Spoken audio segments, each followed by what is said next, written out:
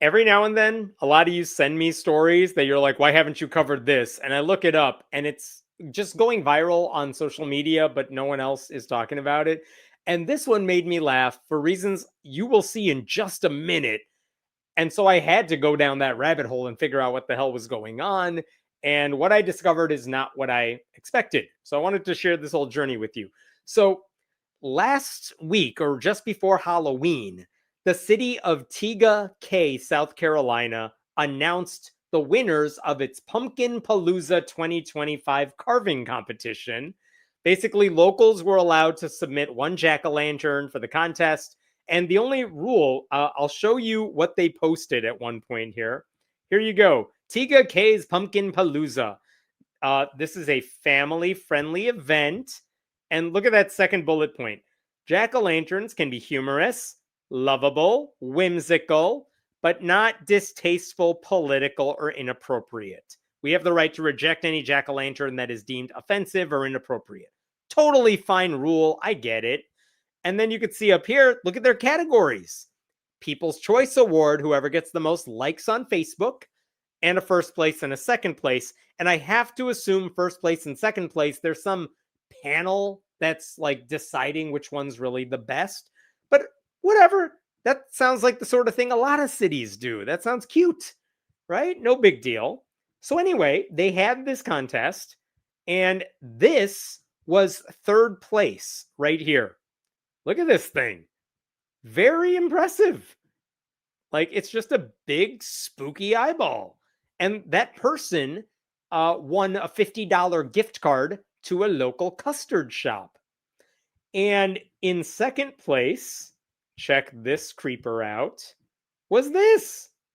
A scary sewn up pumpkin. I don't even know how you do that, but I love it. That is impressive. So the winner of second place here received a family pack from a local mini golf course, which is exactly the sort of prize you want from your local town. And drumroll, please, what was first place in the contest? Are you ready for this? Are you ready? There it is. That is first place. Yep. It's an extremely basic letter T. How that one was deemed worthy of tickets to a winter festival at a local amusement park, I don't know. But I don't know. As someone who has no artistic skills, I am kind of questioning the skill level and artistry of this pumpkin. Like, is this just pandering? This has to be pandering, right? But here's the thing. Here's the funniest thing about this. They posted this online, and this is when everyone flipped out. Look at this. Congratulations to our 2025 Pumpkin Palooza winners. Isabella came in first place. All right. All these people won. Look at the poster. This is what I saw on Facebook that people were sending me. And they're like, did you see this? And you could see right there. Do you see the mistake they made? Because you remember, the rules of the contest said there was going to be second place, first place, and whoever got the most likes on Facebook. But according to this poster, which went viral online, it says third place, second place, first place, and this is why everyone flipped out. How on earth is that and that losing to that? It makes no sense whatsoever. And you can imagine if this is all you saw, it is the funniest poster ever, because what the hell is happening in Tega Cay, South Carolina? By the way, let me show you some of the responses on Facebook to that poster, to that flyer. So talent and skill wasn't a factor in choosing a winner then? I like this one. Judging criteria. Talent? No. Religious belief? Yes. Next year, I'm showing up tipsy with a butter knife. Seems to be the winning formula. This person praised Isabella. Isabella, you were smart. You knew your audience and how to play them.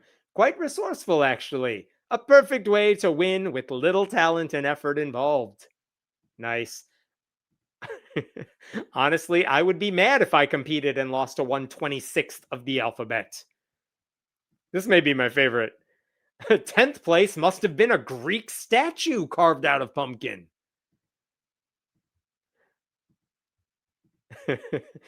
So for real, the inside of that thing better look like the Sistine Chapel. And finally, this is giving Ray Gunn, the breakdancer. I was so trying to figure out what the hell was going on here. Like another commenter mentioned that if this is purely the result of online voting, then kudos to this Isabella for knowing her audience. Like, don't you remember in the UK they allowed popular vote to name a ship, and the winner was Bodie McBoatface? Well, in the US, if you allow popular vote on Facebook, the answer is always going to be Jesus. Or maybe everyone missed the point. I mean, you could argue that Christianity is way scarier than some carved eyeballs and faces.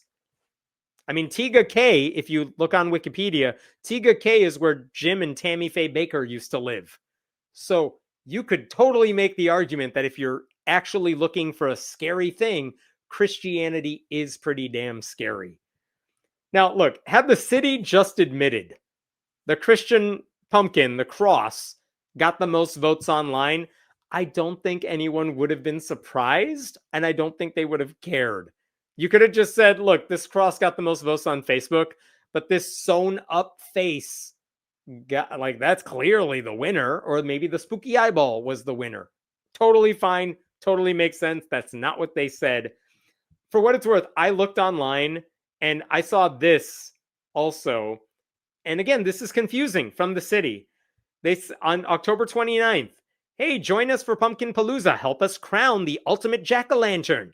We have 50 fantastic entries. But look again, look at what they say for the prizes. They say there's a winner, and then first place and second place. And then right above it at the top of your screen right now, look what it says. We will announce the first and second place winners at the city council meeting, where they'll get a photo and a special gift.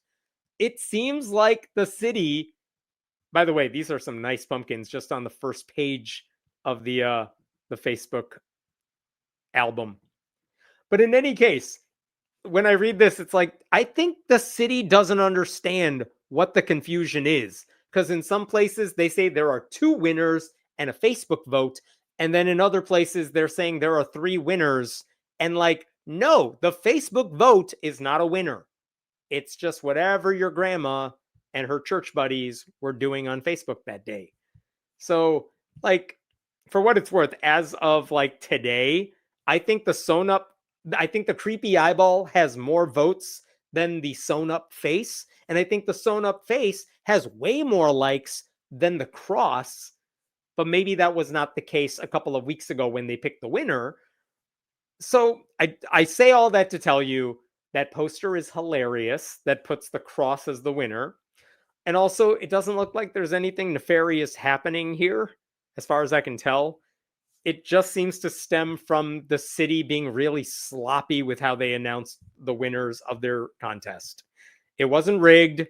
It shouldn't surprise anyone that if you have a contest that involves voting for things on Facebook, it's going to be dominated by the sort of people who spend all their time on Facebook. Right? This is not Christian nationalism in action. It is not a mix. It is not because there's a sizable Christian contingent in the area who is voting on which pumpkin was the best.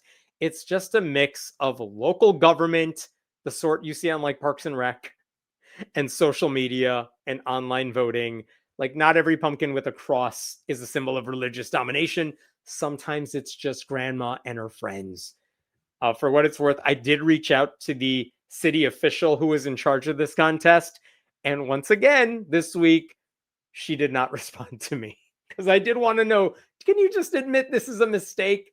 And the answer is, nope, not responding to you whatsoever. That's all I got for this week. What questions you got here? How many times did Jesus vote? Well, every 3 days, he gets another one. So probably a lot.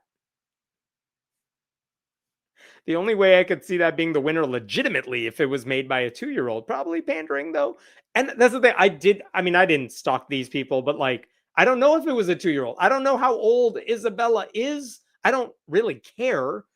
Um, but like, if when you were looking through the photo album, they did not say the age or anything about the people who submitted the entries. They just said, like, this is the pumpkin from Isabella, and you vote. Here's how you win in the future: do your regular carving and put a lazy cross off to the corner. You have hijacked this contest, and if you don't enter this next year, I'm going to be very mad. My mother-in-law makes beef stew inside a pumpkin and bakes it. Epic. That sounds hard and complicated. And I'm vegetarian, but also that also sounds impressive. Like, I don't know how you can do that, but very nice.